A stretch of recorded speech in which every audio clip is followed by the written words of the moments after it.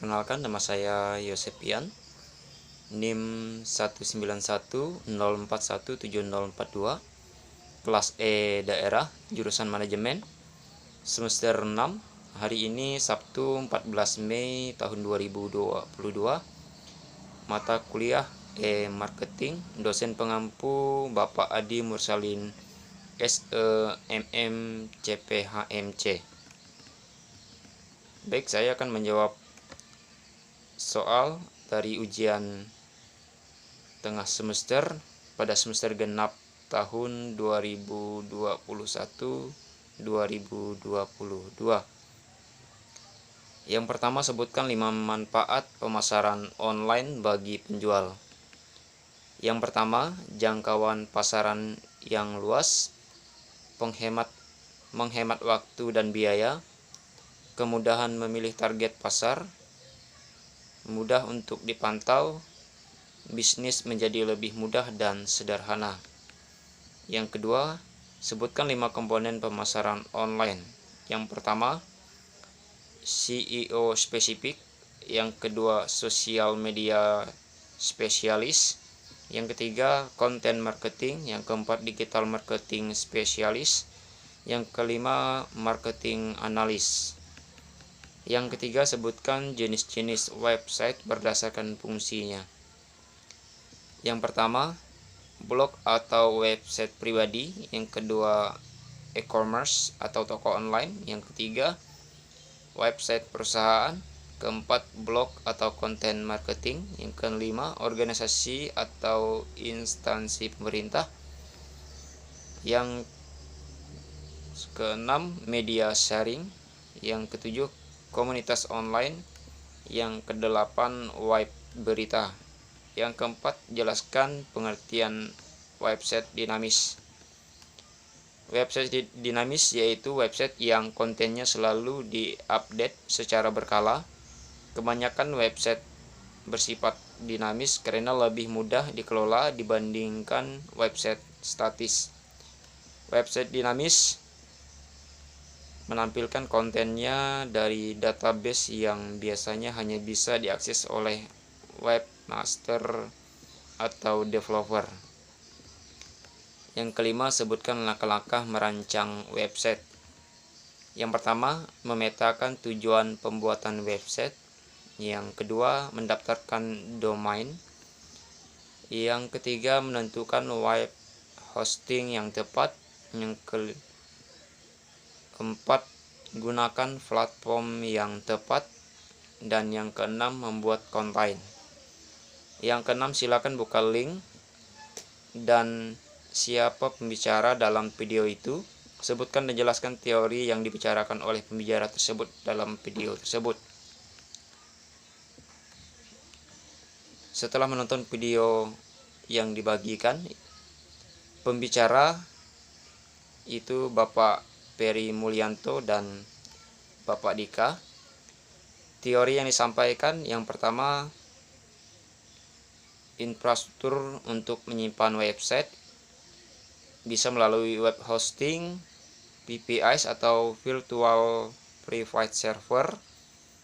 Yang ketiga, dedicated server. Yang keempat, cloud hosting atau lebih besar kapasitasnya dari web hosting.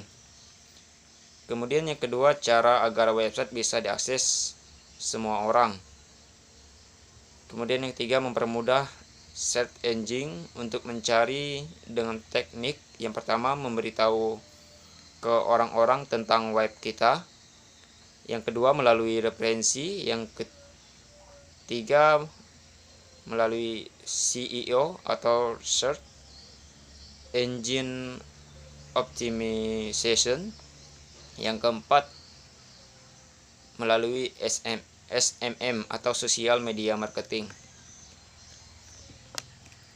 Yang pertama, setelah dibuat di laptop atau di komputer, kemudian dipasangkan exam, web server, dan dikonekkan ke internet 24 jam nonstop dengan mendapatkan IP public.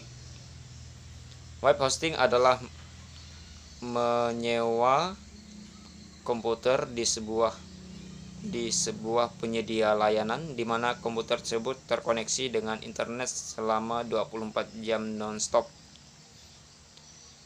Kemudian memberi nama domain adalah sebuah alamat website yang sifatnya unik atau tidak bisa sama. Kemudian yang kedua, infrastruktur untuk menyimpan website. Yang pertama bisa melalui web hosting, kemudian VPS atau Virtual Private Server. Yang ketiga, dedicated server. Yang keempat, cloud hosting atau lebih besar kapasitasnya dari web hosting. Yang ketiga, cara agar website kita mudah diketahui semua orang atau promosi website. Yang pertama, memberitahu ke orang-orang tentang web kita. Kemudian melalui referensi.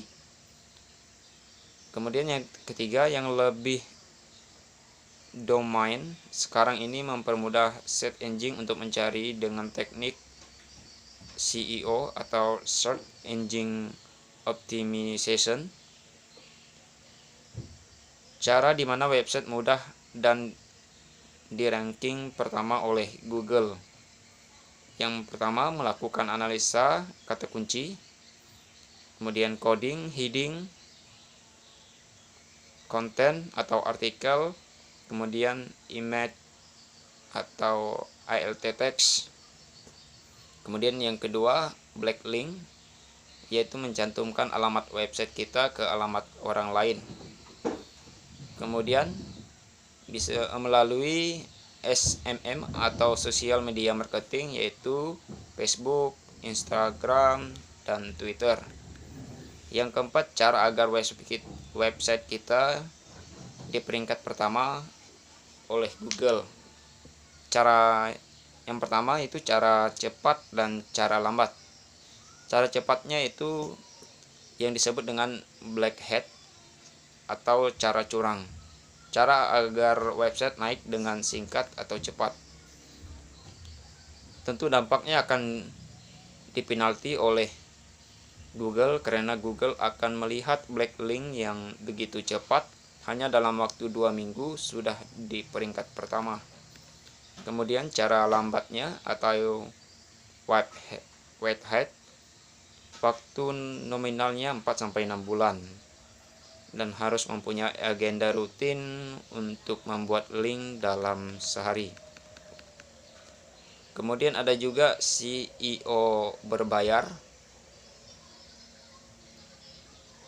atau yang disebut dengan SEM atau Search Engine Marketing, di mana kita membayar ke Google yang dilayani oleh Google AdWords. Dalam hitungan jam bisa langsung di peringkat pertama dengan membayar beberapa rupiah per klik. Ya, demikian jawaban soal UTS yang dapat saya sampaikan. Terima kasih.